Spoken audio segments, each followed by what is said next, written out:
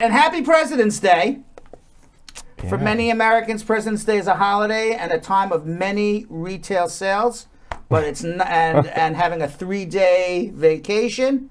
But I think President Biden is up to his neck in stress. Yikes. On this President's Day with he's not relaxing with a looming Russian invasion of Ukraine, potentially setting off a world war. Yeah. Literally.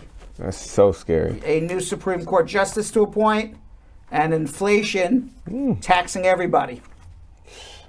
But, you know, President's Day is also a time to think about the awesome power of the U.S. president over immigration. President Trump, as we talked about, exercises immigration powers in a very bad way. Right. And President Biden is obviously moving in a different direction.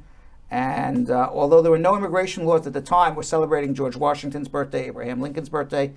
The first U.S. President, George Washington, reportedly spoke very fondly of the new nation providing asylum for people in the world in a 1788 letter to Francis Adrian Vanderkemp, a persecuted Dutch preacher. President Washington invited him to immigrate with his flock to the United States. He quoting President Washington, "I'd always hoped that this land might become a safe and agreeable asylum to the virtuous and persecuted part of mankind, to whatever nation they may belong."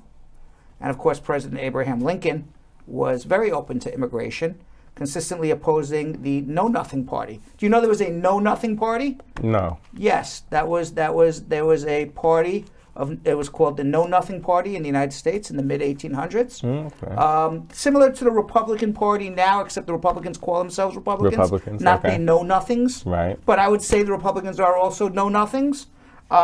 They were a very nativist party. They were more of a white supremacist party. They were against immigrants. They were in favor of slavery.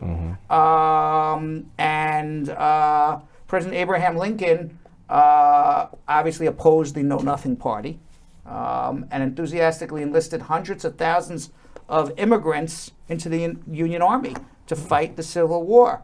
The American Know Nothing Party was actually an anti-immigrant party.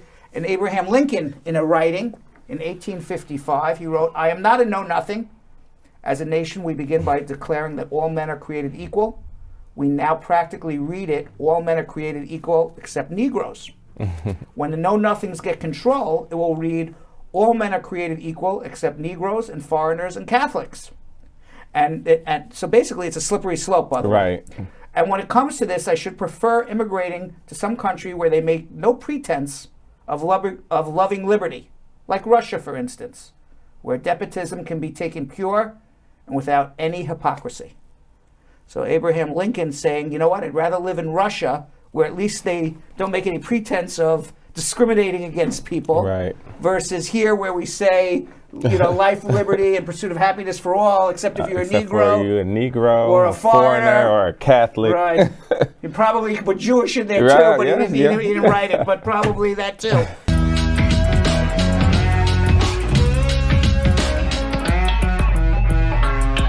Thanks for watching. For more Brad Show Live, like and subscribe to our YouTube channel.